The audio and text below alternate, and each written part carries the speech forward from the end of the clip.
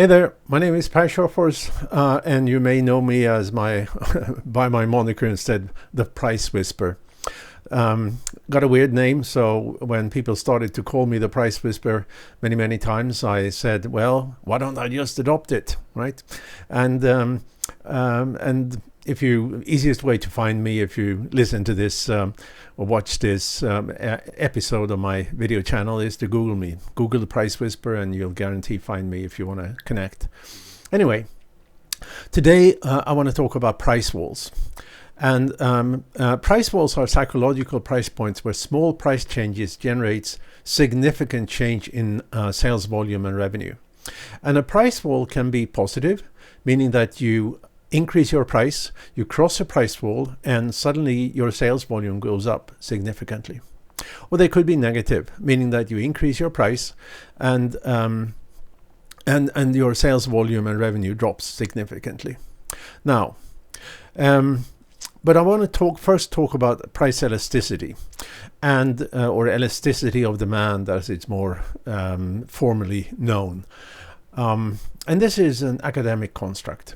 It's been taught in business school, and I'm sure even if you haven't gone to business school, you've been exposed to these elasticity of demand curves.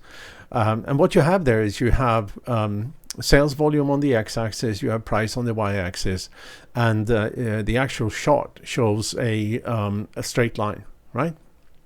And that straight line could be shallow, means that they say that demand is inelastic, meaning that sales volume change relatively little depending on price changes, or it could be elastic, meaning that sales volume change a lot when prices are changed. And it could be unitary, means that which means really a graph at 45 degrees, saying that when you change price a certain percentage, your sales volume is also going to change the same percentage. So now these charts have one thing in common, and that is that they have nothing to do with reality. I don't know who invented them, but they have nothing to do with reality. And in fact, a few years ago, I was asked to comment and give feedback on a pricing article that some professor in marketing wrote at the Harvard Business School, and I said to him, you can't talk about these demand curves the way you do, because they have nothing to do with reality. You're going to teach your students something that is completely false. And because you have authority, they're going to believe you, but they're completely false. He didn't take my advice, and the article is published with his theoretical demand curves that has nothing to do with reality, right? Now, why they are like this is because it makes a number of assumptions. And these assumptions are so stupid, right, that I actually wrote them down here so I wouldn't forget. So I want to read it to you, And they make these assumptions. First of all, they assume that all buyers buy for the same reason. That never happens, right? Some buyers may buy for the same reason. Some buyers buy for other reasons, but all buyers are never buying for the same reason. Just make common sense, doesn't it, right?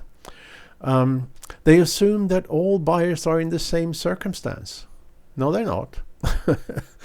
I used to illustrate this by saying that your willingness to pay, which then obviously affects price elasticity, your willingness to pay for gas when you're on the way to the hospital with a sick child is probably going to be slightly higher than if you're on the way to the in-laws and your tank is running low, right? So the circumstance is never the same. I mean, of course, for some people, for some buyers, they're identical, but they're not identical for all buyers. No, never. Will never happen, It assumes that all buyers have the same access to funds or the same budgets. Never happens, right? If you're selling direct to consumers, every consumer have different access to funds. Some have more, some have less, and the same in if you're selling B2B. Some budgets are larger than other budgets. Some individuals have larger budgets than other individuals, and so forth. So that access to funds would be equal by all buyers is completely false, right? It it also assumes that all products and services are equal, and they could be equally substituted for each other. That never happens. Even if you sell a commodity, there are ways that will make one seller different than another seller, right? It may be delivery times, it may be services added, but or other small things. You may have a better relationship with one buyer, with one seller than another. They also another assumption is that you, as the buyer, are aware of all the choices there are out there for whatever you're about to buy.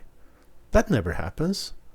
You're not equally aware of every product or service that are in the specific category that you are about to buy, and therefore can compare them and can compare price and so forth. Just never happens, right? And finally, it assumes that buyers make rational decisions. And that never happens either, because we're not robots, Humans make irrational decisions, and that has been proven again and again that's the case. So, slew of assumptions here that makes these demand curves completely invalid. Yet, people are out there touting them. Another thing that these demand curves erroneously tell you is that price elasticity is the same at all price intervals, and it's not. In some intervals it's different than in other intervals, in price intervals and so forth, If you ever learned about these traditional demand curves, please unlearn them, because now we're going to talk a little bit of how it is in real life, right? And the first thing you need to understand that a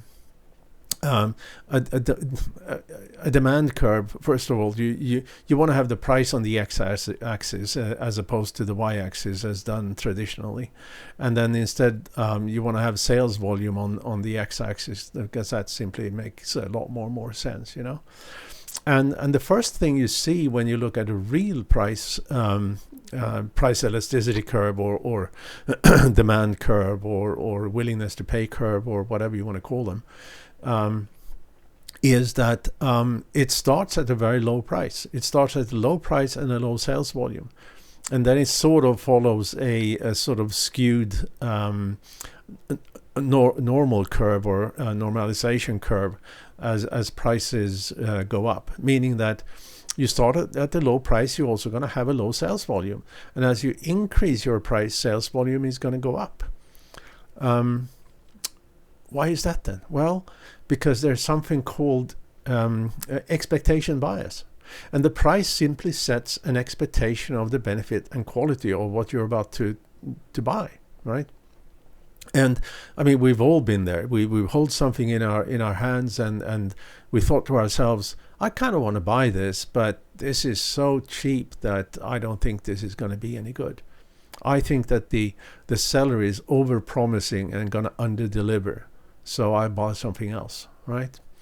So you start at a low price, and as you increase your pricing or considering increasing prices, sales volume go up until it will hit a crest. And I'll tell you where that crest is, why there is a crest. And if once you cross the crest, sales volume will go down, because at higher prices, more and more buyers will say this is too expensive, and it doesn't matter how good it is, what the benefits are, it's still out of my budget, or I just don't have the money, or I rather have an alternative, buy an alternative that may be a little different, but is good enough for me, you know. So so imagine that curve now, and so that's the first thing, right? So the general shape of the curve is not a straight line. The other is that it's jagged, right? Or stair steps, I would say. So what that means is that there are intervals where price changes have no effect on sales volume, and then you get to one of these price walls, and suddenly there is a dramatic change in sales volume and in revenue. I've seen occasions where companies, should they cross one of these price walls, they may either lose if it's on the sort of high side of the other price, they may lose half their business, or if it's on the low side, they may gain twice their business just by crossing that price wall. So it's stair-stepped, means that they in between those price walls, nothing is going to change with sales volume until you hit that price wall. And this is, I mean, let me just give you an example, because this is kind of important. I know this may sound weird when I'm talking about, but just before the pandemic here, I spent some time with one of the VPs at one of the major computer makers, and he told me they had done some pricing they'd done some testing. They took this one computer model and they started to inch up the price $1 at a time, while they were looking very carefully at sales volume. And he told me that they could inch up the price $17 and had no effect on sales volume. So they were on one of these price plateaus. They just happened to had set the price on one of these price plateaus where nothing happens when prices are, nothing happens with sales volume when prices are changing. And then when they went up $18, sales just fell through the floor, he said. So they had just found one of those price walls by trial and error. And it also means that they had been leaving $17 on the table, right? Because they could increase their price $17 without having any effect on sales volume. And they had leaving $17 on the table, which really makes a difference when you're selling 10,000 of this computer a day, and it's a very low margin product, you know. So knowing where those price walls are is always important, you know. Now, I've also experienced clients that we say, you know, we recommend them that you're too underpriced. You can increase your price. You're on that portion of this demand curve that where increasing prices means an increase in sales volume. And I've seen that. Not only have I seen it by customers, but I've talked to so many individuals that have been running companies, and they say, you know, we doubled our prices and our sales volume doubled as well, right? Because they've been so underpriced, because they didn't know, because they believed those traditional demand curves saying that I'm going to have my maximum sales volume at the lowest possible price, which, like I said, never happens, right? So in closing here, then, let me summarize this, that traditional elasticity of demand curves have nothing to do with reality. And instead, you have to consider that a real demand curve starts at a low price, moves upwards until it hits a crest. And that is that crest is where you have the maximum number of people saying that this price is high enough to send a message to me about adequate quality, and the minimum number of people say this is so expensive I can't afford it. So you hit the crest, and at higher prices above the crest, sales volume will go down, and it will go up and it will go down in steps. It's a stair step chart, and those steps can sometimes be very significant.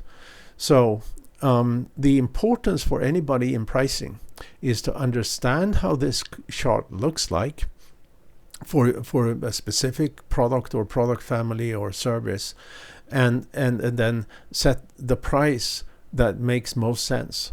And furthermore, the price that generates the highest revenue, which you will also get from this, and the price that generates the highest sales are never the same. So you may have a choice of optimizing your revenue or to optimizing your sales volume when you know where these those true demand curves really are. So it's really important. And then obviously you want to set a price that makes more sense for your business. And sometimes that could be to maximize sales volume. Sometimes it could be to maximize revenue. And sometimes you want to find a good middle point. So, but you need to make sure that you price on the right side of these price walls. Otherwise, you're just shooting yourself in the foot, and you probably don't want to do that, right?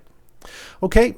I hope you found this of some interest, and I'm looking forward to hear from you. If you have questions, Google the Price Whisper, and I'll be there for you.